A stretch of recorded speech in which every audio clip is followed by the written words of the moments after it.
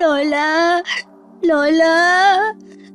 Oh, bakit ka umiiyak? Nasaan na ang timba na dala mo? Naiwan ko po sa malapit sa balon, Lola. Nandun na naman po kasi si Lexa at mga kaibigan niya. Tinutukso ka na naman ba nila? Opo. Sinipa pa ni Lexa yung timba ko na may lamang tubig. Kaya po natapon. Sumusobra na talaga ang mga batang yon. Mula pagkabata alaga ka na nilang buskahin. Hanggang ngayon ba naman nadalaga na kayo? Humanda sila sa akin. Ngayon nila ako masusubukan. Ano pong gagawin ninyo? Kakausapin ko ang mga magulang nila. Naturuan nila na magandang asal ang mga anak nila. Huwag na po, Lola. Baka kayo lang po ang mapasama. Kilala niyo naman po sila. Pagkatapos mo magsumbong kay inay, pipigilan mo siya ngayon? Aba kung hindi ka ba naman tanga? Sana nanahimik ka na lang. Sanay ka naman na laging tinutukso ng mga yun eh. Tumigil ka na nga, Glenda. Huwag ka na makialam sa amin. Bakit, Nay? Totoo naman na. Iiyak-iyak siyang uuwi at magsusumbong tapos matatakot. Hoy, Tin. Kapag may masama lang na nangyari dyan kay nanay dahil sa pagsusumbong mo, humanda ka talaga sa akin. Makakatikim ka sa akin. Abuti pa, Tin. Pumasok ka na lang sa loob ng bahay. Ako nang bahalang mag-igib ng tubig. Sige po, La. Pwede ba? Huwag ka na kasing maglalabas ng bahay para hindi nakikita ang kapangitan mo. Kapag tinukso ka, sumbong ka naman agad. Mandadamay ka pa. Ano ba? Hindi ka ba talaga titigil? Kung magsalita ka, parang hindi galing sa'yo si Tin. Sa akin lang siya lumabas pero hindi ko anak ang pangit na kuba na yan. Nakakasuka ang itsura. Kung tutuusin, wala naman dapat sisihin kundi ikaw lang kung bakit nagkaganyan ang itsura ng anak mo. Bakit ako ang sinisisi ninyo? Bakit hindi? Sa kagustuhan mo kasing mawala siya sa sinapupunan mo. Kung ano-ano ang ininom mong gamot. Hindi naman siya nalaglag. Ang tindi kasing kumapit. Tignan mo tuloy ang nangyari sa itsura ng anak mo. Walang dapat sisihin kundi ikaw. Kaya wag na wag kong maririnig muli sa'yo na pinagsasalitaan mo ng masama si Tin. Bakit ba lagi niyo na lang akong pinagagalitan ng dahil sa apo ninyong yan? Dahil wala nang magandang lumalabas sa bibig mo kapag si Tin ang pinag-uusapan. Bahala na nga kayo. Wala naman ibang mabuti sa inyo kundi ang apo ninyong yan. Ako si Maria Cristina o mas kilala sa palayaw na Tin. Katatapos lang din ng 18 kaarawan ko. Pinaghanda lang ako ni Lola Betchay ng pansit na siyang paborito ko. Ang kaibigan ko namang si Omer. Binilhan ako ng maliit na cake na siyang pinagsaluhan naming 3 noon. Anak ako sa pagkadalaga ng nanay ko. Hanggang ngayon hindi pa rin niya sinasabi kung sino ang tatay ko. Minsan lakas loob ko siyang tinanong, pero sinigawan niya lang ako. Ako ang sinisisi niya sa kamalasang dumating sa buhay niya. Madalas din ibansag sa akin ng mga kababaryo ko ay dalagang kuba dahil sa malaking bukol sa likod. Maliban pa doon, hindi rin kaaya-aya ang itsura ko. Kaya naman buong buhay ko, kung hindi ako ginagawang katatawanan ng mga kababaryo ko, pinangingilagan naman nila ako. Tanging 2 tao lang ang tunay na nagmamahal sa akin. Ang lola ko at ang matalik kong kaibigan na si Omer. Sa kauna-unahang pagkakataon, noon ko lang narinig na nagsalita ng ganun si Lola kay nanay. Noon ko lang din nalaman na ilang beses pala akong tinangkang ipalaglag ni nanay sa pamamagitan ng pag-inom ng mga gamot. Sadya lang talagang gusto ko pa nung mabuhay kaya hindi ako nalaglag. Dahil sa hirap ng buhay namin at nararanasang pang-api, hindi ko na tinapos ang pag-aaral ko sa high school. Tinulungan ko na lang si Lola sa gawain sa bukid. O tanghali na pala. Tumigil ka muna dyan, tara munang kumain. Sige po, Lola. Ilalabas ko lang po yung pananghalian natin. Oo nga pala. Napansin kong hindi yata pumupunta sa bahay ang kaibigan mong si Omer. Nakalimutan ko po palang sabihin sa inyo na isinama po si Omar ng tatay niya sa bayan para magtrabaho. Ganun ba? La? Narinig ko po yung sinabi ni nanay na ilang beses niya akong tinanggang ipalaglag noong nasa sinapupunan pa niya ako. Ganoon pala talaga akong kinamumuhian ni nanay. Nagpapasalamat nga ako hindi pinahintulot ng may kapal na mangyari yon. Naisip ko po na sana nga tuluyan na lang akong nalaglag sa sinapupunan ni nanay para hindi ko na nararanasan ang lahat ng panlalait ng mga tao dito sa atin. Alam kong nahihirapan ka na sa ginagawa nila. Kung pwede ko nga sanang akuin lahat ng paghihirap mo, sinalo ko na sana. Ang gusto ko lang naman po mahalin at tanggapin ako ni inay. Bakit po nangunguna pa siya sa panlalait sa akin? Kung hindi ka man kayang mahalin ng inay mo, nandito ako, Apo. Mahal na mahal kita. Pupunuan ko ang pagkukulang ng ina mo sa'yo. Mahal na mahal ko rin po kayo, La. Hindi ko lang po kasi maiwasan na maghinanakit. Ipagdasal mo na lang ang mga taong nanlalait sa'yo. Naniniwala ako na balang araw, babalik yun sa kanila. Kahit po ba ang mga ginagawa sa akin ni nanay? Oo, Apo. Hindi rin makakaligtas ang nanay mo. Balang araw matatauhan din siya. Hindi ko alam kung pampalubag lang sa loob ko ang mga sinabi ni Lola. Pero kahit papaano gumaan ang pakiramdam ko. Nagpahinga lang kami sandali. Pagkatapos ay muli na naming binalikan ng trabaho sa bukid. Maaga rin kami umuwi dahil biglang kumulimlim. Baka abutan pa kami ng ulan kung mamaya pa kami uuwi. Sakto namang dumating kami sa bahay nang biglang bumuhos ang malakas na ulan. Ni hindi man lang kami sinulya pa ni inay na abala sa paglilinis ng kuko nito sa upuan. Mabuti po nandito na tayo sa bahay bago pa umulan. Oo nga, Apo. Hindi ko naman kasi maintindihan sa'yo, Nay, kung bakit nagtsatsaga pa rin kayo magtrabaho sa bukid. Sa edad niyong yan, dapat nandito na lang kayo sa bahay. Kung hindi ako magtatrabaho sa bukid, ano sa tingin mo ang aanihin natin? Paano tayo kakain? Magtatrabaho ka ba para may pangkain tayo araw-araw? Ang dami niyo naman sinabi agad. Ang akin lang po, dapat hindi na kayo nagtatrabaho sa bukid dahil sa edad niyo. Kung hindi nga ako pupunta sa bukid, paano tayo? Ay, bakit hindi niyo na lang ibenta ang bukid natin? Ano ka mo? Ibenta? Wala ka na ba talagang pagpapahalaga sa bukid ng iyong ama na minana pa niya sa mga magulang niya? Mabuti na nga rin pong ibenta para mapakinabangan natin. Kayo, habang malakas pa. Kesa naman kapag uugod-ugod na kayo, tsaka lalong hindi niyo mapakinabangan ng bukid. Sa tingin niyo kaya, makakabisita pa kayo? Maaaring ako hindi na pero nandyan si Tin. Alam kong hindi niya pababayaan ng bukid ng lolo niya. Hay, si Tin na naman. Puro na lang si Tin. O bakit? Siya lang naman ang nagmamalasakit sa bukid. Kaya tama lang sa kanya ko ipamana yon. Alam ko hindi niya pababayaan ang bukid. Paano naman po ako? Ano? Iiwanan niyo lang ako na walang-wala? Bakit hindi ka kasi maghanap ng trabaho? Kaya mo pa naman dahil malakas ka pa sa kalabaw. Ano naman po ang makukuha kong trabaho sa baryo natin? Maging labandera? O di kaya katulong? Hindi ganong trabaho ang gusto ko. E di sana sa bayan ka maghanap ng trabaho. Doon makakapamili ka ng trabahong gusto mo. Sa pananalita ninyo parang pabigat ako sa bahay na to Wala akong sinabing ganyan. Alam ko naman na hirap ka rin sa pera. Kaya nga gusto mo nang ibenta ang bukid natin Talaga lang na ipinamukha ninyo na pabigat ako sa bahay na ito. Huwag kayong mag-alala. Oras na magkaroon ako ng pagkakataon, lalayasan ko na kayo.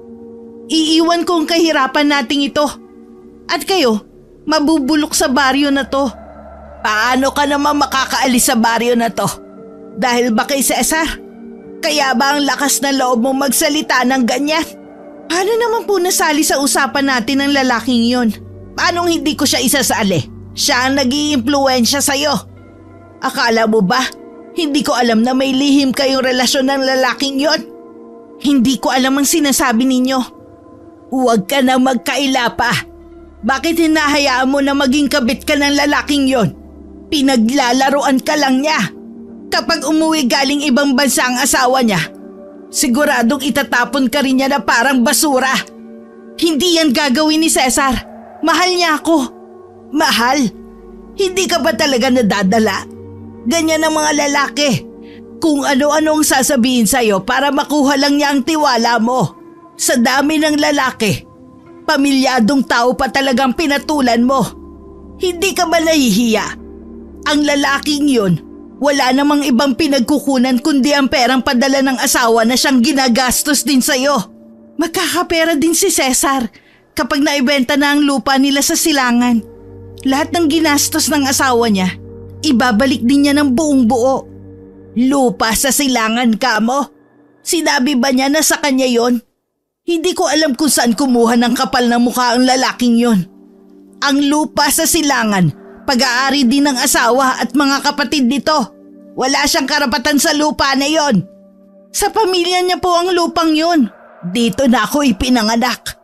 Lumaki at nagkaisip, Glenda. Nilupa sa paso. Walang pag-aari ang Cesar na yan dito kahit ang pamilya niya. Dahil mga dayo lang sila dito. Masyado ka lang nabubulagan sa mga matatamis niyang salita. Ikaw naman, nagpapauto. Hindi na nakamuha pa si nanay. Nagdadadabog na lang siyang pumasok sa silid niya. At pabalibag na isinara ang pinto. Ako naman nilapitan ko si Lola Betchay. At saka hinagod-hagod ang likod niya. Napansin ko kasing hinihingal siya, marahil sa pakikipagtalo sa aking ina. Nabigla rin ako sa nalaman ko. Hindi ko akalain na si Mang Cesar, na ama ni Lexa at ang nanay ko, ay may lihim na relasyon pala. Nang mga sumunod na araw, hindi umuuwi si nanay. Wala kaming alam kung saan siya nagpunta. Nasa silid pa naman ang mga gamit niya. Kaya batid namin anumang sandali ay uuwi din siya sa bahay. Saan kaya naroroon ang nanay mo? Nagtanong-tanong na ako sa mga kaibigan niya, pero ni isa sa kanila wala makapagsabi kung nasaan siya. Hindi po kaya kasama niya si Mang Cesar? Sumagi rin yan sa isip ko. Ewan ko ba dyan sa nanay mo? Ang dami naman lalaki dyan, ba't sa pamilyado pa nakipagrelasyon? Baka po nadala lang si nanay sa mga pangako ni Mang Cesar. Sana lang po, matauhan na si nanay bago pa may makaalam sa relasyon nila. Tiyak na malaking gulo kapag natuklasan ng pamilya ni Aling Lisa ang tungkol sa kanila. Isa pa nga yan sa inaalala ko, Apo. Labis ang awang nararamdaman ko kay Lola ng mga sandaling yon. May mga gabi rin na alam kong hindi siya makatulog dahil sa pag-aalala kay nanay. Marami ding pagkakataon na gusto ko nun kausapin si nanay. Pero natatakot ako na baka singhalan lang niya ako. Saktong 1 linggo, umuwi si nanay sa bahay namin. Pareho pa kami nagulat ni Lola sa ayos niya. Ang ganda kasi ng suot niyang damit. Todo kolorete din ang mukha niya. At may kulay pa ang buhok. Marami ding dalang paper bag si nanay at isang malaking bag. Halos hindi na nga siya magkanda-ugaga sa mga bitbit niya. Saan ka galing? Bakit ngayon ka lang umuwi? Kung sisermonan niyo lang ako, pwede ba na sa ibang araw na lang? Huwag niyo nang sirain ang araw ko. Ano ba yung mga dala mo? Mga bagong damit, sapatos at make-up? Saan naman galing ang mga yan? May trabaho ka na ba? Wala, Nay. Binili ho yan sa akin ni Cesar. Naawa po kasi siya dahil paulit-ulit na lang ang sinusuot kong damit. Ibig mong sabihin, sa loob ng 1 linggo kayo ang magkasama? Sigurado ako yung perang ipinambili galing sa padala ng asawa niya. Hindi naman alam ng asawa niya eh. Talaga bang wala nang natitirang kahihiyan sa'yo, ha? Nay, kararating ko lang. Pwede po bang pagpahingahin niyo muna ako? Tsaka niyo na lang ako sermonan. Huwag mo kong talikuran, nag-uusap pa tayo, Glenda. Bastos ka talagang babae ka. Hayaan na lang po natin si inay. Huwag na po kayo magalit, Lola. Baka mamaya kung mapano pa kayo sa sobrang galit.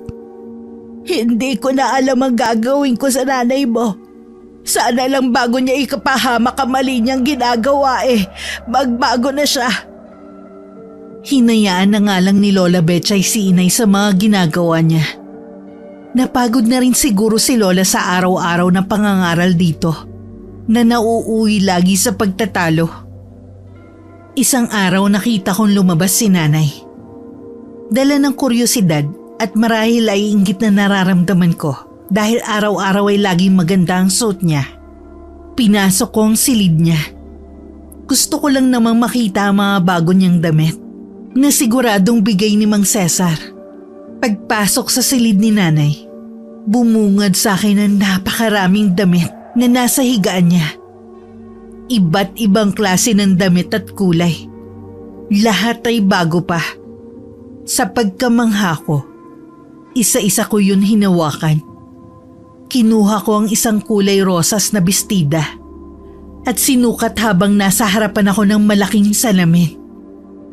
Bigla namang bumukas ang pinto ng silid at pumasok si nanay. Parehong nanlaki ang mga mata namin sa pagkakatingin sa isa't isa. Si nanay ay nagulat dahil nadatnan niya akong nasa loob ng silid niya at hawak pa ang damit niya. Samantalang ako, nanginginig na sa matinding takot. Batid ko na hindi maganda ang gagawin niya sa akin. Lumapit sa akin si nanay at pahablot na kinuhang damit na hawak ko. Pasensya na po, Nay. Nagandahan lang po ako sa damit niyo. Balak mo sigurong nakawin ang damit ko, no? Ang kapal naman ng mukha mong kuba ka. Hindi ko po magagawa yun. Anong ginagawa mo sa silid ko? Ano, naiinggit ka kaya gusto mong nakawin tong damit na to? Palibhasa kasi. Kahit mabuti na ang buhok mo sa kakatrabaho sa bukid, hindi mo mararanasan na makabili ng ganitong klaseng damit. Pasensya na po talaga, Nay. Hindi na po ako ulit pumasok dito. Talagang hindi na. Dahil sisiguraduhin ko na magtatanda ka na sa gagawin ko sa'yo. Nay! Ang buhok ko po! Kakalbuhin talaga kitang kuba ka. Pangit ka na nga, magnanakaw ka pa. Tama na po, Nay! Hindi na po ako uulit. Pangako po! Lola, tulungan niyo po ako!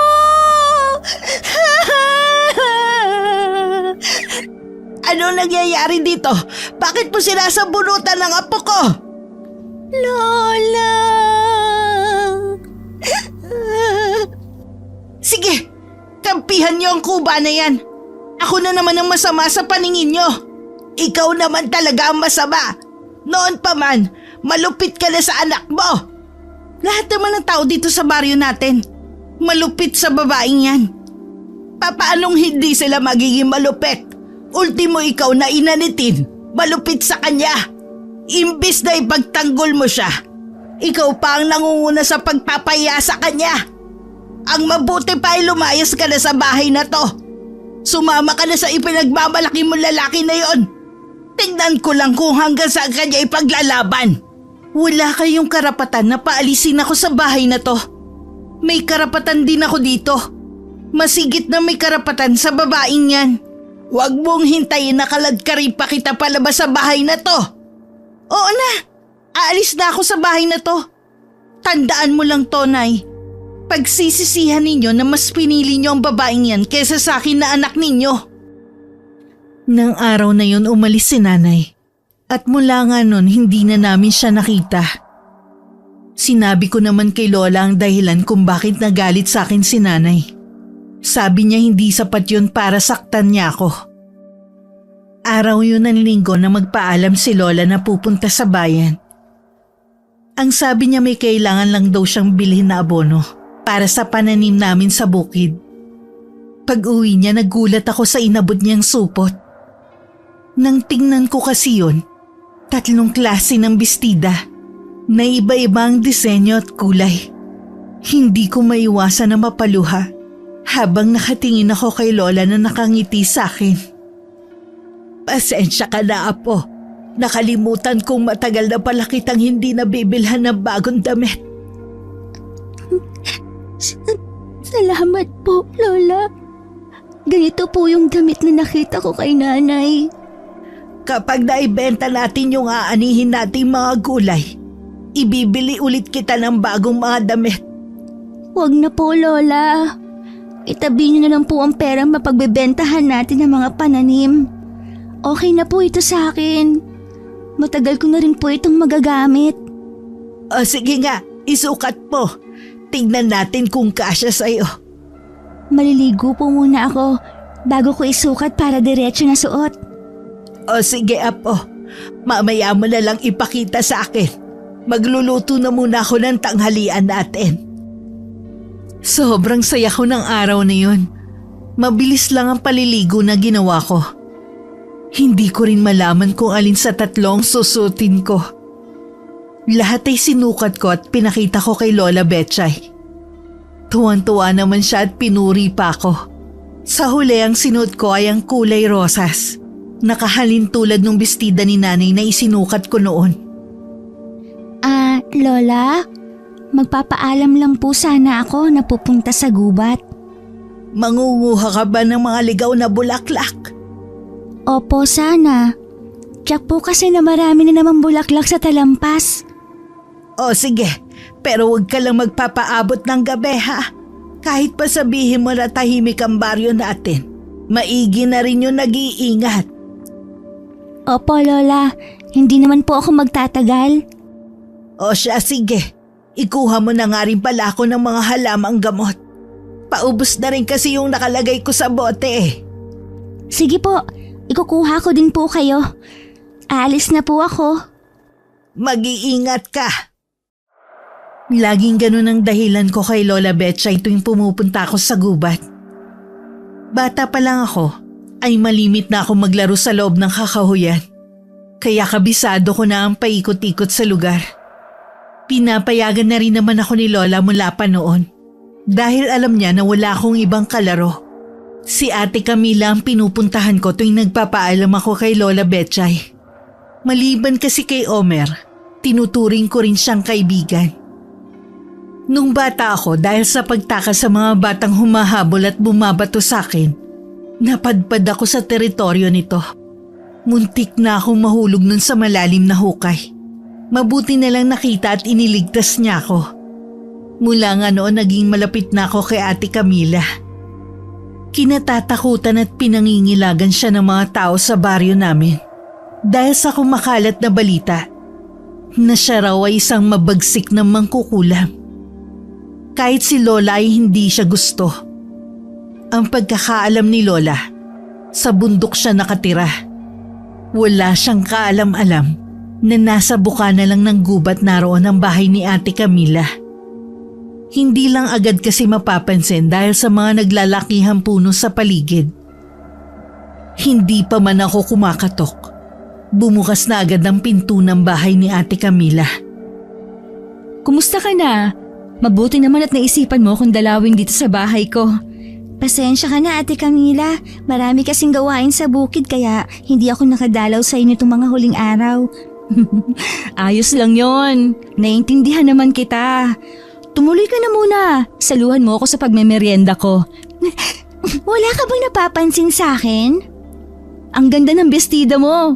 Dalagang-dalaga ka na sa suot mong yan. Tsak na lola mong bumili niyan, tama ba?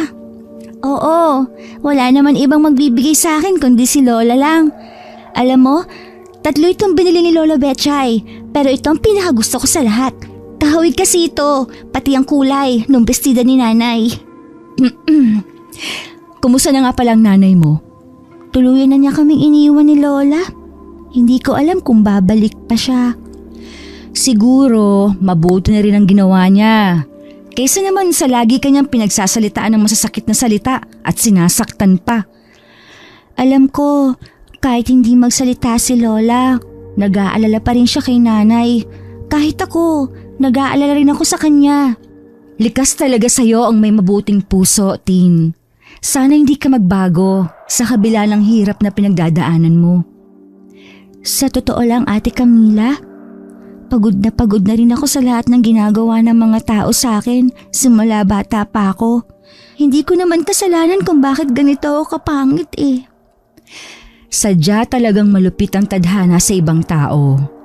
Magpakatatag ka lang at huwag mawawala ng pag-asa.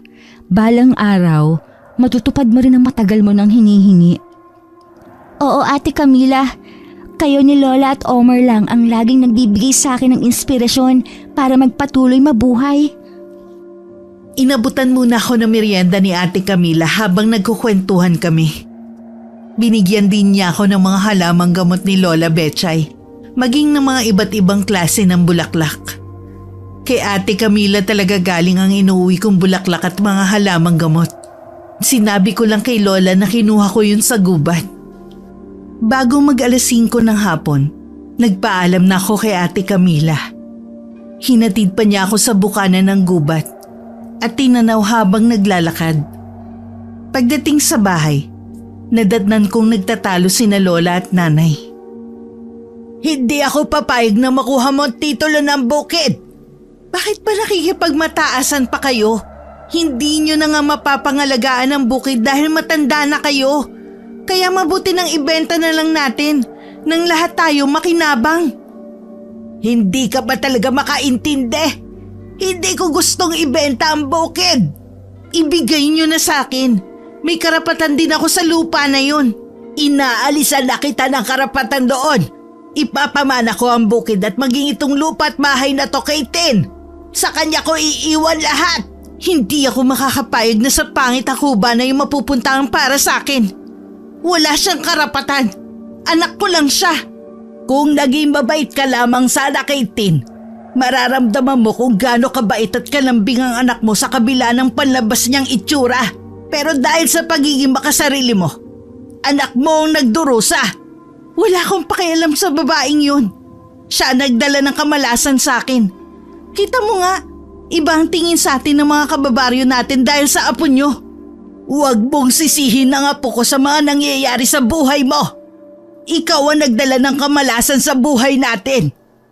Dahil sa pagtatangka mong ipalaglag siya nung nasa sinapupunan mo pa lang siya, kaya kami namalas. Tama na nga ang usapan natin tungkol sa babaeng yun. Nasaan ang titulo? Umalis ka na. Baka kung ano pang magawa ko sa'yo. Hindi ako aalis dito hanggat hindi ko nakukuha ang sadya ko. Nay, huwag niyo na pong awayin si Lola. Matanda na po siya. Isa ka pa. Ikaw ang dahilan kung bakit ayaw ibenta ni Nanay ang bukid. Mahalaga po sa amin ni Lola ang bukid dahil yun lang po ang naiwang alaala ni Lolo. Kapag naibenta po yun, paano na kami ni Lola? Hindi kasi kayo nag-iisip. Kapag naibenta ang bukid, malaking pera yun. Pwede tayong magbagong buhay. Magnegosyo kayo ni Nanay. At ikaw, dahil sa pera na yun, pwede kang gumanda. Buo ng pasya ko. Kahit anong mangyari, hindi ko ibebenta ang bukid. Makukuha mo lang ang titulo kapag patay na ako. Walang nagawa si Nanay kundi ang umalis. Tinapunan pa niya ako ng matalim na sulyap bago lumabas ng bahay. Nilapitan ko naman si Lola Betchay na hawak ang dibdib niya. Pinaupo ko muna siya at saka ko kumuha ng isang basong tubig. Agad naman yun ininom ni Lola. May ilang beses pa noon nagpabalik-balik si Nanay para kumbinsihin si Lola na ibigay na ang titulo. Meron na daw itong kausap na bibili. Ngunit nagmatigas pa rin si Lola. Hanggang marinig ko na pinagbantaan niya ang sariling ina. Hindi na nakapagpigil pa si Lola. Napagbuhatan niya ng kamay si Nanay. Hindi ko makalimutan na matalim na tingin ni Nanay kay Lola. Kahit ako nakaramdam ng takot na baka kung anong gawin niya kay Lola. Ilang araw nang hindi ako mapakali nun. Dahil nag-aalala ko na baka bumalik na naman sa amin si Nanay. Gumanda lang ang araw ko nang dumating bigla si Omer. Kahit si Lola Betchay ay nagulat sa pagdalaw ng kaibigan ko. Nagmano pa si Omer kay Lola bago inabot ang pasalubong nito. Iniwan na muna kami ni Lola sa sala para makapag-usap kami. Pasensya ka na, Tin, kung ngayon ako nakapunta rito. Kauwi lang kasi namin ni tatay kahapon eh. Ayos lang yun. Tama lang naman na unahin mo ang trabaho para kahit papaano makatulong ka sa inyo. Babalik ka pa ba sa bayan? Si tatay na lang. Medyo mabigat na kasi yung natitirang trabaho doon. Hindi ko na rin yun kakayanin. Ah, ganun ba? Ano bang naging trabaho mo sa bayan? Helper ni tatay sa ginagawa nilang bahay. Mabuti nga nakapagtrabaho kahit papano. Nakabili ako ng mga gamit ng mga kapatid ko para sa pasukan. Ikaw, wala ka na bang balak pang pumasok sa kolehiyo? Naku, masyadong magastos ang pagpasok sa kolehiyo. Magtatrabaho lang siguro ako para makatulong sa gastusin sa bahay. Sayang naman kung hindi ka magpapatuloy sa pag-aaral mo. Matalino ka pa naman. Talagang ganito atang kapalaran natin mga mahihirap eh. Huwag na nga natin pag-usapan yun. Siya nga pala, ang nanay mo. Hindi na siya dito umuuwi. Kung ganun, totoo palang kumakalat na balita. Anong balita? Wala pa ba kayong alam ni Lola Betchay? Na ano nga? May relasyon palang nanay mo at si Mang Cesar. Bigla kasing dumating ang asawa ni Mang Cesar. Sabi, nahuli niya sila. Kaya nga napalaya si Mang Cesar sa bahay nila eh. Buong ang kanata ng asawa niya, galit sa kanya. Alam mo ba kung saan ngayon si nanay? Hindi eh. Huwag ka na muna pala maglalabas. Alam mo naman na galit si Lexa. Baka mamaya sa'yo naman ibunto ng galit niya sa nanay mo. Kaya siguro pinipilit niya si Lola na ibenta na ang bukid namin dahil wala na siyang pera. Pinagbantaan pa niya si Lola kaya siya napagbuhatan ng kamay. Nagawa yun ng nanay mo kay Lola Betchay? Oo, Omer. Kaya nga ako natatakot eh. Baka bigla na naman siyang dumating dito. Ngayon ko lang naisip. Kaya siguro siya desperada na dahil kailangan niya ng pera. Mag-iingat kayo dito ni Lola Betchay. Pumunta ka lang sa bahay kapag kailangan mo ng tulong. Oo, alam ko naman na maaasahan kita. Hindi na rin nagtagal si Omer sa bahay namin. Hinatid ko pa siya sa may pintuan. Sa di kalayuan, nakita ko si Lexa na masama ang tingin sa akin. Hindi ko na lang siya pinansin at pumasok na ako sa loob ng bahay namin. Agad kong kinausap si Lola tungkol sa mga sinabi ni Omer. Tungkol kina nanay at Mang Cesar. Yan na nga bang sinasabi ko? Hindi talaga nag-iisip ang nanay mo. Ano pong gagawin natin, La? Matanda na ang nanay mo. Hayaan na natin siya ang lumutas ng problema niya. Kaya po siguro pilit niyang kinukuha sa inyong titulo ng lupa. Kailangan niya ng pera. Para ano? Gagastusin nila ng lalaking yon? Hindi niya makukuha ang titulo kahit anong mangyari. Kahit matigas pa rin ang pagtutol ni Lola na ibigay ang titulo ng bukid kay nanay, hindi pa rin mawala sa akin ang pag-aalala. May kaba pa rin sa dibdib ko na hindi ko may paliwanag. Kapag ganun may bumabagabag sa akin, kung hindi si Omer, si Ate Camila ang hingahan ko ng saloobin ko. Kaya naman habang nananahi si Lola, nagpaalam ako sa kanya na pupunta lang sa gubat. Agad naman niya akong pinayagan. Nung magkaharap kami ni Ate Camila, tsaka ako sinabi sa kanya ang bumabagabag sa akin.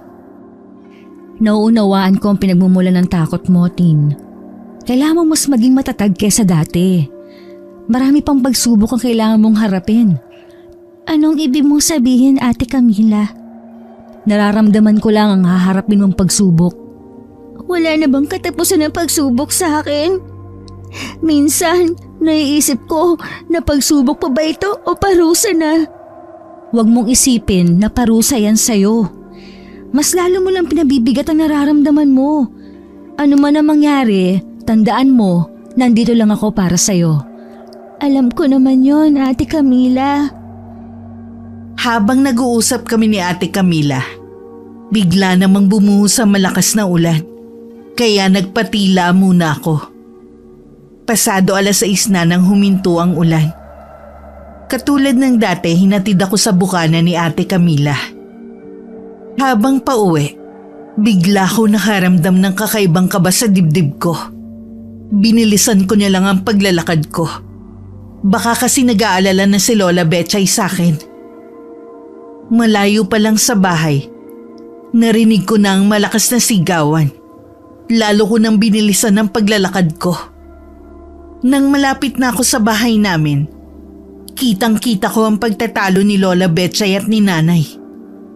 Ang labis kong ikinagulat, naroon din si Mang Cesar. Bago pa man ako makalapit, nakita kong tinulak ni Mang Cesar si Lola Betchay na siyang dahilan para mahulog si Lola sa may hagdan. Sabay pa silang napalingon nang sumigaw ako. Agad kong dinaluhan si Lola at sinapo ko ang kanyang ulo. Galit kong nilingon ng dalawa na nasa puno ng hagdan at tulala ring nakatingin sa amin. Ang sama ninyo! Ano bang ginawa ng Lola para gawin niyo to sa kanya? Hindi namin sinasadya. Nakikipagmatigasan pa kasi siya eh. Magbabayad kayo sa ginawa ninyong ito! Lalo ka, Nanay! Anong gagawin natin, Cesar? Mabuti pang tumakas na tayo. Huwag niyo nang tangkain na tumakas! Magbabayad kayo sa ginawa ninyo! Lola! Hihingi po ako ng tulong. Hintayin niyo po ako. Sa lumang tapayan, Apo. Huwag na po kayong magsalita. Tatawagin ko lang po si Omer. Tumayo na ako at umalis habang sumisigaw ng tulong. Hindi pa man ako nakakalayo, nakasalubong ko na si Omer. Umiiyak na sinabi ko sa kanya ang nangyari. Bumalik na rin kami agad sa bahay pero ganun na lang ang sindak naming dalawa nang makita ang ginawa ni Mang Cesar kay Lola. Isang malaking bato ang ibinagsak nito sa mukha ni Lola Betchay. Bago pa ako makagawa ng ingay ay agad nang tinakpan ni Omer ang bibig ko at hinila ako sa isang tabi para makapagtago. Pagkatapos hinila na niya ako paalis sa lugar kahit pilit ako nagpupumiglas. Sa likod ng bahay nila ay meron dating kamalig. Doon ako dinala ni Omer. Omer! Si Lola! Kailangan natin balikan! Nakita mo naman yung ginawa ng hayop na Mang Cesar na yun. Kung bumalik tayo dun, tiyak na pati tayo napahamak na rin. Magsumbong tayo! Sige na, Omer! Kailangan natin balikan si Lola Betchay! Oo, hihingi tayo ng tulong. Sa ngayon dito ko lang. Huwag kang aalis dito. Ako lang ang lalabas para humingi ng tulong. Nang umalis si Omer, walang tigil ang pag-iyak ko. Paulit-ulit na rumihistro sa utak ko ang nasaksihan kong ginawa ni Mang Cesar sa lola ko. Habang si Nanay ay wala man lang ginawa. Buong gabi ako nag-iiyak. Makailang beses ko ring tinangkang lumabas, pero lagi ako nauunahan ng matinding takot. Sa pinagsama-samang pagod at pag-aalala, hindi ko na namalayan na makakatulog ako. Agad akong bumangon at sinilip ang labas. Namamanaag na ang liwanag. Nagtataka na rin ako kung bakit hindi bumalik si Omer kagabi. Hindi ko naman napigilan ang pagbalong ng luha sa mga mata ko. Hanggang maging hagulgol na yun. Hindi ko na namalayan kung ilang oras akong umiiyak. Hanggang mamalayan ko na lang na nasa loob na pala si Omer. Bakit ngayon ka lang? Kumusta si Lola? Wala na si Lola Betchay. Sana nga hindi na lang totoo ang lahat ng to. Pero wala na talagang Lola mo, Tin. Lalong lumakas ang iyak ko. Naramdaman ko na lang na mahigpit ako niyakap ni Omer. Hindi ko na alam kung gaano katagal ako pumalahaw ng iyak. Nang may masmasan ako, Agad kong niyaya si Omer na puntahan namin si Lola. Pero nanatili lang siyang nakatayo at nakatingin sa akin. Hinawakan ko na ang kamay niya at hinila siya palabas ng kamalig. Ngunit hindi siya natinag. Bakit ba? Ano bang problema? Pagod ka na bang tulungan ako? Pwes, ako na lang mag-isa ang pupunta kay Lola Betchay. Kahit kailan hindi ako mapapagod na samahan ka sa kahit anong problema. Ano nga ang problema mo? Kasi pinaghahanap ka ng mga kababaryo natin. Ha? Bakit nila ako hinahanap? Kasi ikaw ang tinuturo nilang pumatay kay Lola Betchay. Ano? Alam mong hindi ako. Nakita mo kung sino pumatay kay Lola. Bakit ako pinagbibintangan nila? Dahil nauna nang magsumbong ang nanay mo sa kapitan. Sinabi niya narinig niyang nag-aaway ka ni Lola Betchay at itinulak mo sa sagdan. Saka mo binagsakan ng bato. Pinaliktad din nanay ang kwento. Mas kinampihan pa niya ang lalaki niya kaysa sa akin na sarili niyang anak. Sumagot nga ako kanina. Sabi ko hindi mo yun magagawa. Sana sinabi mong nasaksihan natin pareho ang nangyari. Yun nga sasabihin ko eh. Kaya lang natakot din ako. Patawarin mo kung wala akong nagawa. Akala ko ba magkaibigan tayo? Sabi mo, sasamahan mo ako sa lahat ng problema ko. Oo, magkaibigan tayo, hindi yun magbabago. Bigyan mo lang ako ng ilang araw. Sasabihin ko rin sa kanilang nasaksihan ko. Hindi lang kasi ngayon dahil may malaking pagkakautang si tatay kay Mang Cesar. Baka kung anong gawin niya kapag sinabi ko ang nalalaman ko. Para akong nauupos na kandila na napasalampak na lang sa lupa. Patuloy lang ako sa tahimik na pag-iyak. Binilinan din ako ni Omer na hindi ako maaaring lumabas sa kamalig na yun hanggat hindi niya sinasabi. Marami daw kasi ang naghahanap sa akin. Dinalhan rin niya ako ng pagkain pero hindi ko yun ginalaw. Nang hindi na makatiis, tinangka akong lumabas pero maagap niya akong napigilan. Kahit anong pagpupumiglas ko, hindi niya ako hinayaang makalabas. Hanggang sa umupo na lang ulit ako sa isang tabi at tahimik na umiyak. Nang gabing yon, sinamahan ako ni Omer. Pabayaan mo na lang ako. Magpapahuli na ako sa mga kababarya natin. Wala na akong pakialam kahit ano pa ang gawin nila sa akin. Sa tingin mo kaya ikatutuwa ni Lola Betchay yung sinasabi mong yan? Ano pa ba ang silbi ng buhay ko kung wala na si Lola Betchay? Wala na magtatanggol sa akin. Siya lang ang taong nagmamahal sa akin. Alam kong masakit ang nangyari sa kanya. Pero kailangan mong magpakatatag. Bibigyan pa natin ng hustisya ang pagkamatay niya. Hindi para sa amin ang hustisya, Omer. Kahit kailan, hindi patas sa amin ang batas ng tao. Hinusgahan na agad nila ako dahil sa itsura ko. Sasabihin ko sa kanilang nasaksihan ko. Hindi ako papayag na ikaw magdusa sa kasalanan na hindi naman ikaw ang gumawa. Wala kang sasabihin na kahit ano, Omer. Marami ka nang nagawa sa akin, sapat na yon. Ayoko na pati ikaw at ang pamilya mo ay madamay sa kamalasang dala ko. Meron sana akong ihilingin sa'yo. Gusto kong makita sa huling sandali si Lola Betchay. Kinabukasan lihim kami nagtungo ni Omer sa simenteryo. Yun ang araw na ihahatid sa huling hantungan si Lola Betchay. Mula sa malayo, tanaw ko ang mga taong nakikipaglibing. Kabilang na ang aking ina na walang tigil sa pag-iyak habang nakayakap sa kabaong ni Lola. Nakita ko rin si Mang Cesar. Kasama niya ang buong pamilya niya. Nung makita kong ibinababa na sa hukay ang kabaong ni Lola Betchay, tuluyan nang bumuhos ang matinding emosyon sa akin. Gusto kong takbuhin ang pagitan namin ni Lola. Pero hawak ako sa braso ni Omer. Sa takot na takbuhin ko ang kinaroroonan ni Lola. Naghintay pa kami ni Omer na magsiuwian ng mga nakilibing bago namin nilapitan ang puntod ni Lola Betchay. Lumuhod ako sa lupa kung saan naroon ang lola ko. Buong pagdadalamhati akong umiyak sa harapan ng puntod niya. Pinapangako ko, Lola Betchay. Magbabayad sila sa ginawa nila sa'yo. Igaganti kita sa kanila. Kailangan na nating umalis, Tin. Ayoko pang iwan si Lola.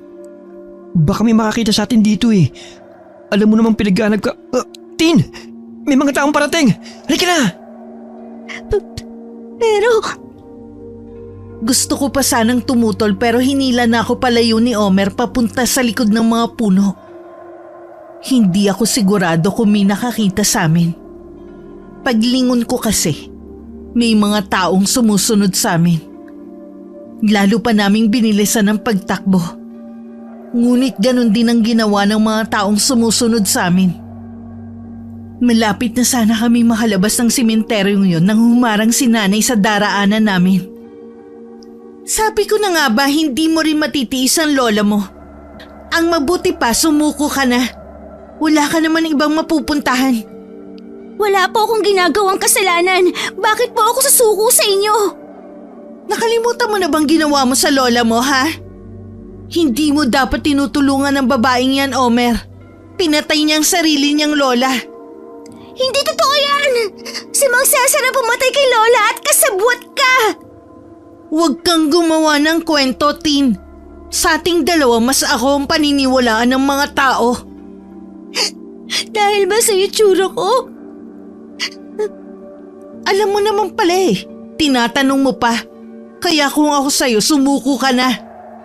Tama na po, Aling Glenda. Tigilan niyo na po si Tin. Imbis na pinoprotektahan niyo siya, kayo pa nagpapahamak sa kanya. Bakit ko naman siya poprotektahan? Pinatay niya ang nanay ko na lola niya. Alam naman po natin na hindi yung ginawa ni Tin. Hindi niya yung magagawa sa lola niya. Nabilog na rin ba ng babaeng yan ang ulo mo, ha, Omer? Ano na lang kaya ang sasabihin ng mga magulang mo? Oras na malaman nila na tinutulungan mo ang mamamatay tao na yan. Tiyak na mauunawaan nila ako.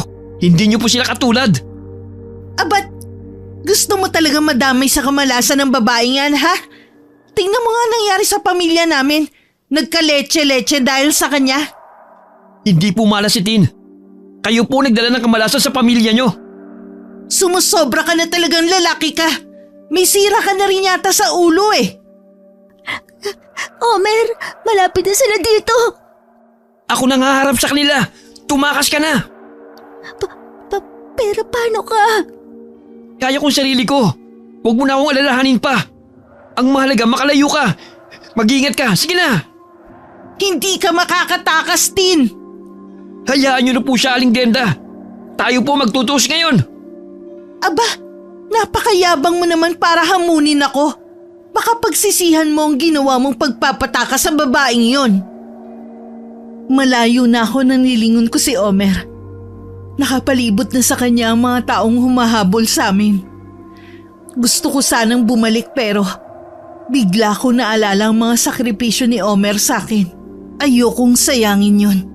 Kaya imbis na humakbang pabalik, binilisan ko na lang ang takbo papunta sa gubat kung saan nakatira si Ate Camila. Tinanim ko sa isipan ko na hindi lang si Lola Betchay ang kailangan kong ipaghiganti, kundi pati na rin si Omer. Hilam sa luha ang mga mata ko nang marating ko ang bahay ni Ate Camila. Makailang ulit akong kumatok pero walang nagbubukas. Bigla akong kinabahan na baka nakarating na kay Ate Camila ang nangyari at pinaniwalaan niyang kasinungalingan ni nanay. Ngunit bago pa ako mapahagulgol ng iyak, dumating na si Ate Camila na may dalang bayong. Agad ko siyang sinugod ng yakap. Nang kumalma ko, tsaka niya ako niyaya na pumasok sa bahay niya. Doon ko ikinuwento ang lahat ng pangyayari. Galing nga ako sa bahay niyo. Nakita ko si Cesar at ilang kalalakihan. Tila ba may hinahanap sila? Baka ang titulo ng bukid ang hinahanap nila. Ay, kung ganon dahil doon kaya nila nagawang patay ng lola mo. Naniniwala ka na hindi ko yun magagawa kay Lola? Oo naman. Alam ko kung gaano mo kamahal ang lola mo. Noon pa, hindi na mapagkakatiwalaan si Cesar. Isang malaking pagkakamali ang ginawa ng nanay mo na makipagsabwatan sa lalaking yon. Naalala ko si Omer. Baka kung ano ang mangyari sa kanya. Huwag mo siyang alalahanin. Hindi naman siya pababayaan ng pamilya niya. Alam din niyang si Mang Cesar ang pumatay kay Lola. Kaming dalawa ang nakasaksi sa pangyayari. Naniniwala ako na hindi basta tatahimik ang batang yon. Isisiwalat niya ang buong katotohanan. Paano kung hindi siya paniwalaan? Tama si nanay. Walang maniniwala sa akin. Dahil una pa lang, hinusgahan na nila ako sa panlabas na anyo. Maaaring walang maniwala sa'yo pero iba si Omer. Natitiyak kong paniniwalaan nilang sasabihin niya. Isa pa sa inaalala ko, baka mapahamak siya at ng pamilya niya. Sa kabila ng pinagdadaanan mo, ang kaligtasan pa rin ng kaibigan mo ang inaalala mo. Tanging si Omer lang kasi ang naging kaibigan ko mula pagkabata. Siya lagi ang nagtatanggol sa akin kapag tinutokso ako ng mga bata noon. Bukas lalabas ako. Aalamin ko ang nangyari sa kanya. Sa ngayon, magpahinga ka muna. Kailangan mo ng lakas para harapin ang pangyayaring ito sa buhay mo. Hindi ako tumugon sa sinabi ni Ate Camila. Pero hindi na rin ako tumutol nang dalhin niya ako sa isang silid doon. Umusal muna ako ng pasasalamat sa kanya bago nahiga sa papag na naroon. Nanatili lang ako nakatingin sa kisame ng bahay. Kahit walang tulog ng mga nakaraang gabi, hindi pa rin ako dalawin ng antok. Habang iniisip ko ang pangyayari sa buhay ko, hindi ko na namalayan ang usok na pumapasok sa ilalim ng pintuan. Ilang sandali lang, hinihila na ako ng kamalayan ko hanggang makatulog na nga ako. Kinabukasan, magaan na ang pakiramdam ko. Hindi ko na rin maalala kung paano ako nakatulog kagabi. Paglabas ko, naghahain na ng almusal si Ate Camila. Kumusta ang tulog mo? Napahaba ata ang tulog ko. Magaan na ang pakiramdam ko ngayon kumpara nung mga nakaraang araw. Mabuti naman kung ganon. Halika na kumain. Salamat. Kung wala ka, baka nagpalaboy-laboy na ako ngayon. Alisin mo muna ang lahat na bumabagabag sa'yo. Kailangan mo yun para makapag-isip ka ng maayos. Sa lalong madaling panahon, kailangan mong harapin ang problemang kinaharap mo. Alam ko naman yun. Susuko na ba ako sa kanila? Hindi yon ang ibig kong sabihin. Tsaka hindi rin kita papayagang sumuko sa kanila. Baka kung anong gawin nila sa'yo. Pagkatapos ng almusal natin, aalamin ko ang mga pangyayari sa labas. Hintayin mo lang ako dito. Ligtas ka sa bahay ko. Maraming salamat talaga, Ate Camila. Siya nga pala, pwede ba ako humingi sa'yo ng pabor? Oo naman, sabihin mo lang kung ano at gagawin ko sa abot ng aking makakaya. Nung matapos ang almusal namin, nagpaalam na rin si Ate Camila. Nagbilin lang siya na anumang marinig sa labas ng bahay, wag na wag akong lalabas. Tumango lang ako sa kanya. Tinanaw ko na lang ang pag-alis niya tsaka isinara ang pinto. Inabala ko na lang ang sarili ko sa pagtingin-tingin ng mga gamit ni Ate Camila. Sa tagal na naming magkaibigan, noon ko lang napansin ang kakaibang disenyo ng bahay niya. Kakaiba rin ang mga gamit na display sa mga eskaparate. Nakakuha sa aking pansin ang mga barahang ginagamit sa panghuhula at isang bolang kristal. Samantala, habang suot ang alampay sa ulo, nagmasid-masid muna sa paligid si Ate Camila. Nang matiyak na walang tao sa bahay namin, tsaka siya pumasok. Dumiretso siya sa may kusina. Sa ilalim ng lababo ay naroon ang lumang tapayan na gamit ni Lolo nung nabubuhay pa siya. Mula ron may kinuha si Ate Camila. Nakabalot yun sa plastik. Dali-dali niya yung tiningnan. Nang matiyak na yun ang titulo ng bukid, umalis na rin siya agad. Sa likod na siya dumaan nang maramdaman niyang may paparating.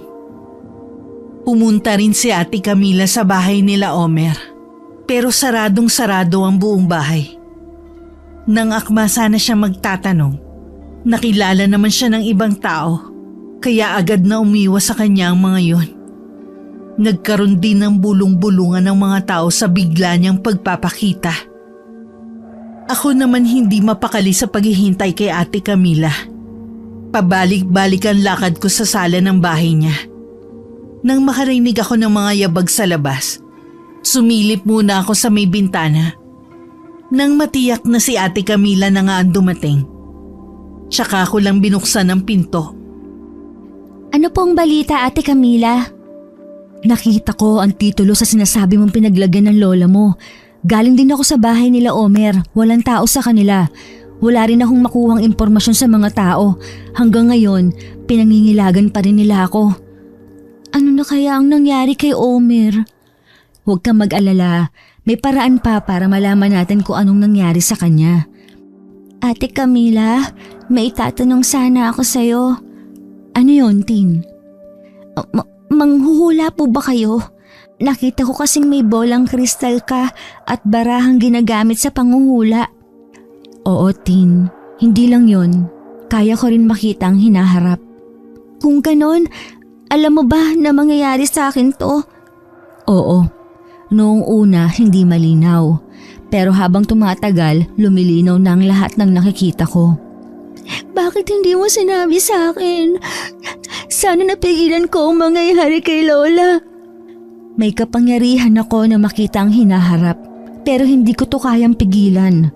Kahit sabihin ko pa sa'yo, sa kahit anong paraan, mamamatay pa rin ang lola mo dahil yun ang nakatakdang mangyari sa kanya. Pero sana, may pagkakataon pa ako may padama sa kanya kung gaano ko siya kamahal. Sana, maraming beses ko pa siyang nalambing at sinabihan kung gaano ko siya kamahal. Niyakap ko na sana siya ng maraming beses.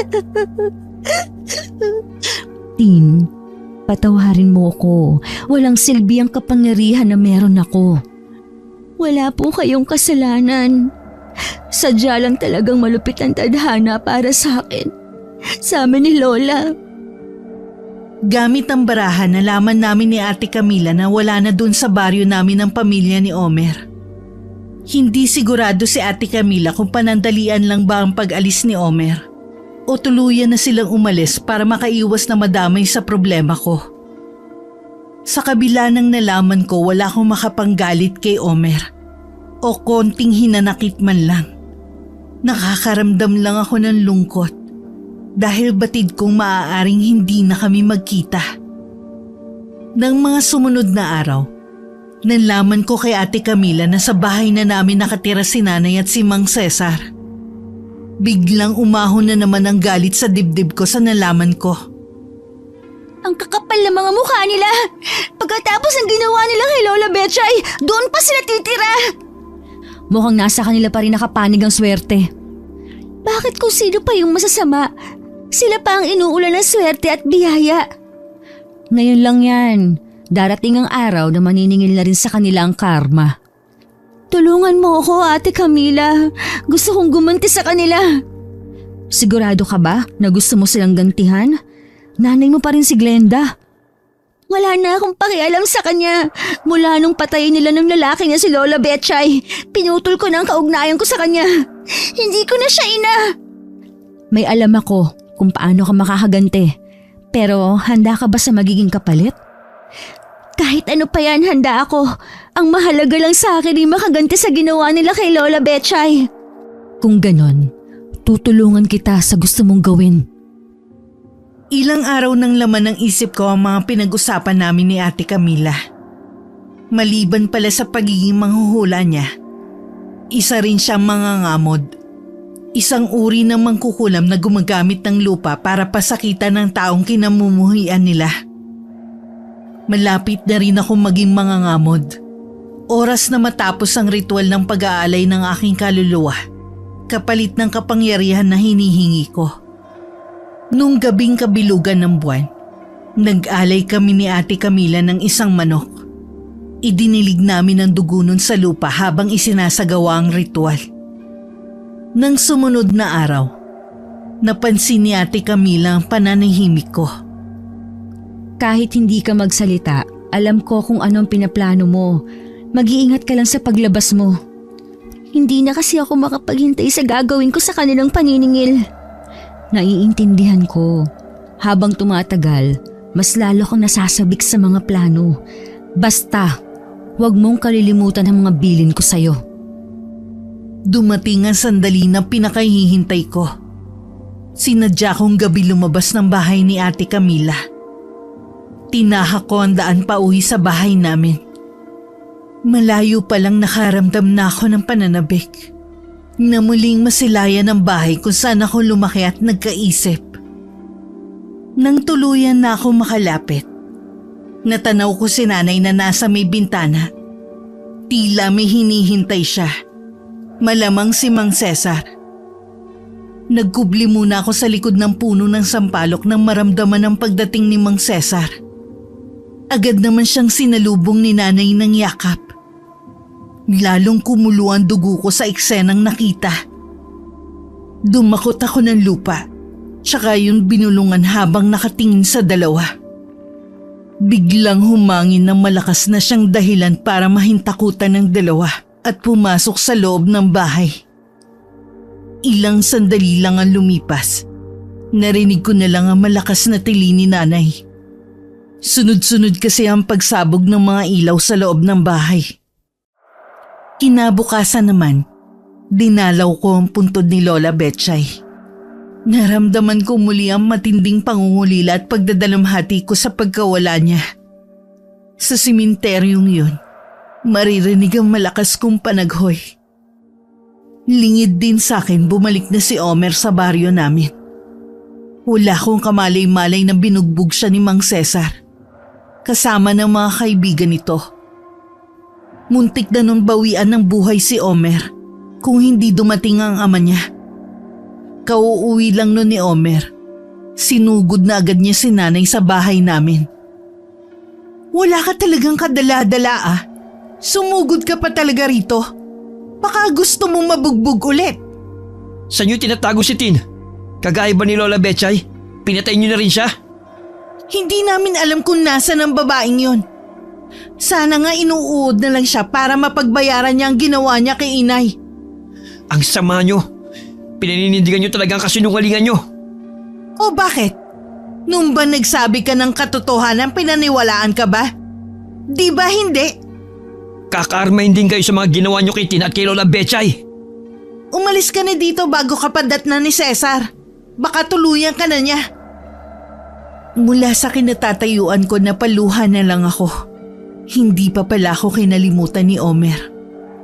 Hanggang ngayon inaalala pa rin niya ako. Ipinako ko ang sarili ko sa kinatatayuan ko para hindi siya lapitan. Nakita ko pa ang galit sa mga mata niya. Nang lumingon sa bahay namin at saka mabilis naglakad palayo. Nung umuwi ako sa bahay ni Ate Camila, abala siya sa barahan niya. Umupo na lang ako sa harapan niya at pinanood ang ginagawa niya. Magandang sinasabi ng baraha. Tungkol kaninong kapalaran ang binabasa mo? Sa iyo. Sa wakas, unti-unti na rin natutupad ang ninanais mong paghihiganti. Gusto kong mas matindi pa sa kamatayan ng lola kong maging kamatayan nila. Punong-puno ng galit ang puso mo. Tila nabura na ang mabait na Tin na nakilala ko noon. Si nanay ang dahilan ng pagbabago ko. Ang kalupitan ng mga tao sa paligid ko at ang ginawa nila kay Lola Betchay. Dapat lang nilang matikman ang malupit kong paghihiganti.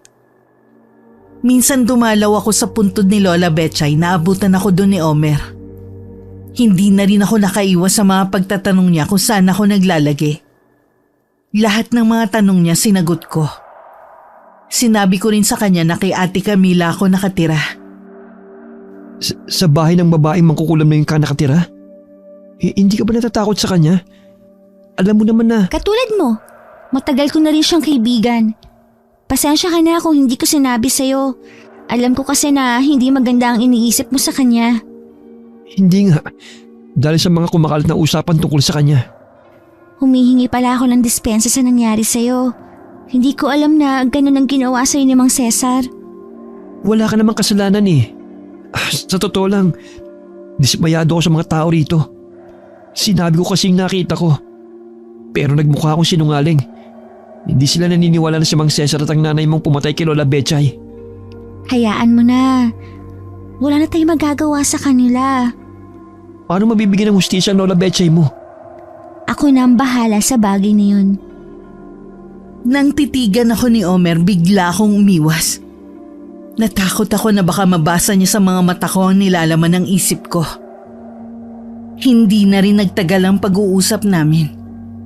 Gamit ang alampay ni Ate Camila, muli kong tinakpan ang ulo ko. Bago maghiwalay, humingi din ng permiso si Omer. Kung maaari akong dalawin sa bahay ni Ate Camila na pinayagan ko naman.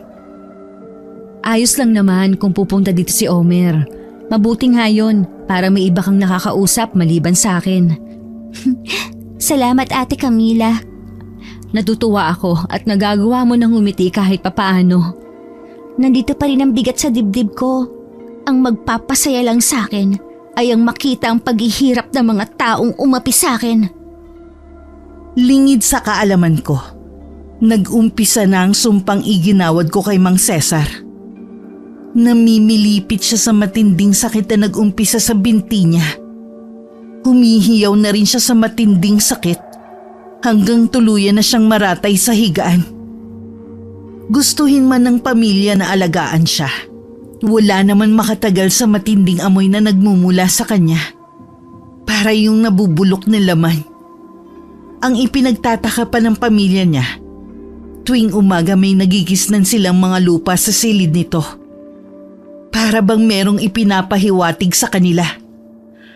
Kahit ang magaling na albularyo na sinundo nila sa kabilang baryo, nagsasabi na matindi ang galit ng gumawa nun sa lalaki. Walang kahit sino di umano makakapagligtas sa kanya.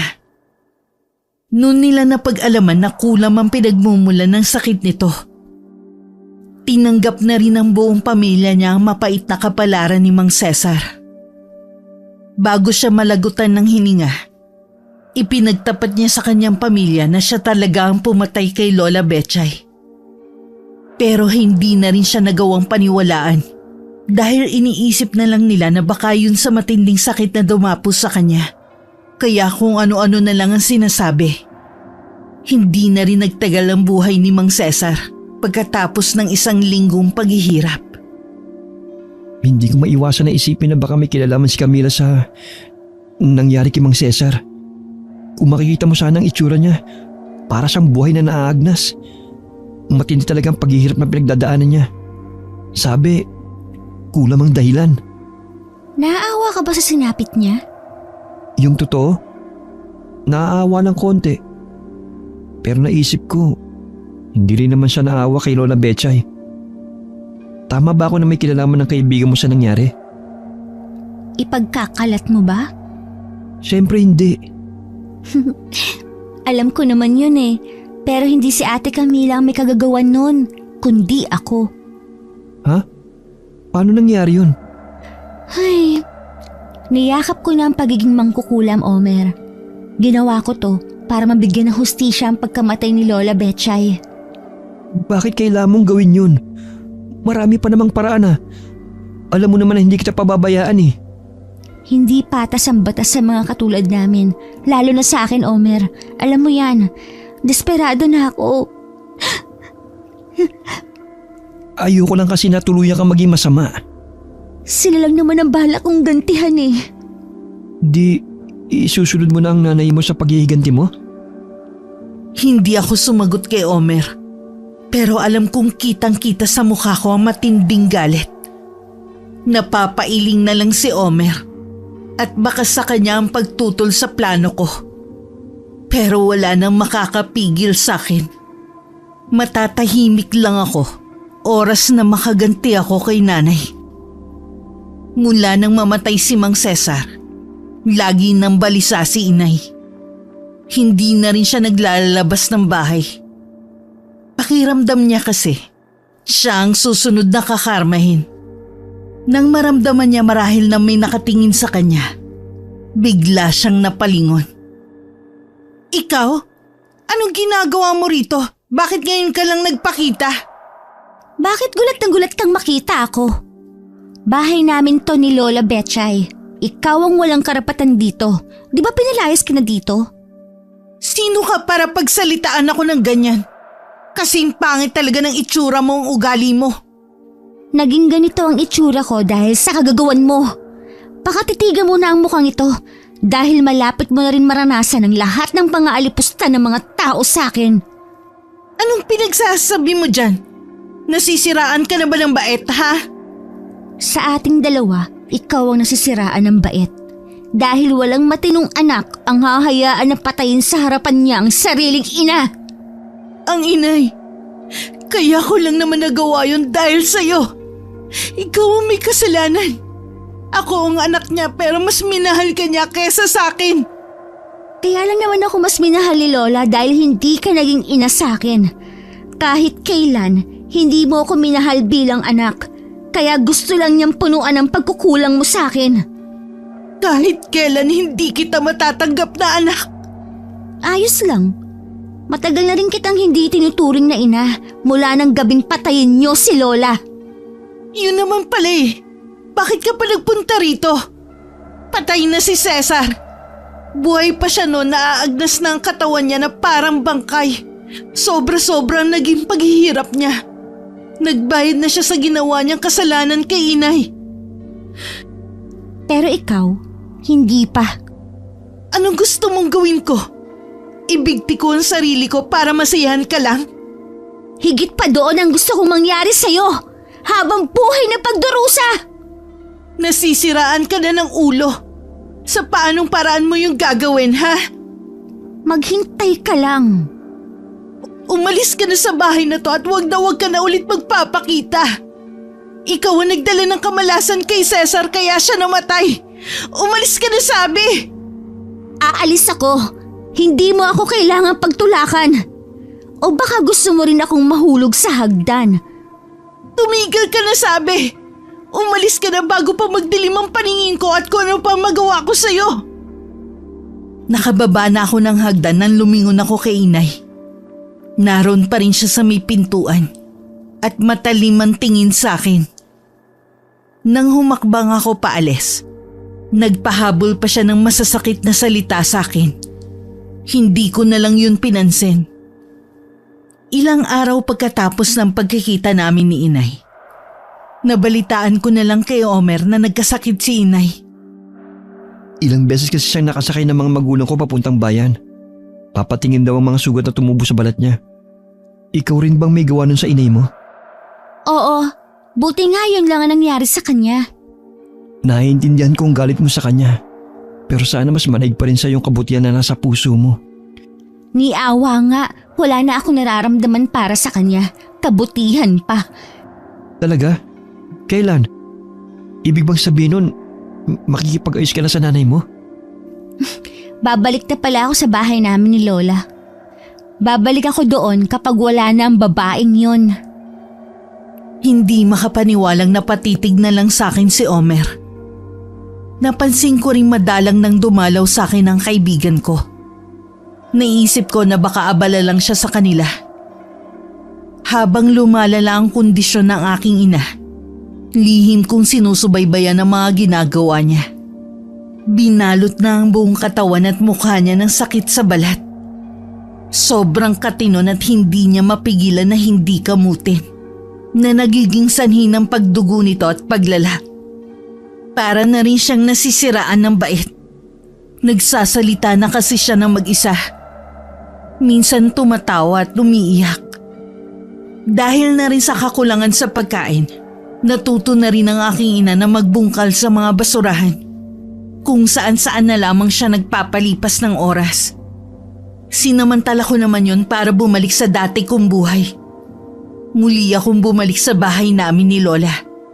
At binalikan ko rin ang ginagawa ko sa bukid. Muli na namang bumalong ang mga luha sa mga mata ko nang masilayan muli ang bukid, kung saan masaya kami nagtatanim ni Lola Betchay noon. Pag-uwi ko galing sa bukid, nadatnan ko ang aking ina sa labas ng bahay. Anak, Wala na talaga ako mapuntahan. Nakikiusap ako sa'yo na tanggapin mo naman ako dito. Umalis ka na! Hindi ka pwede dito!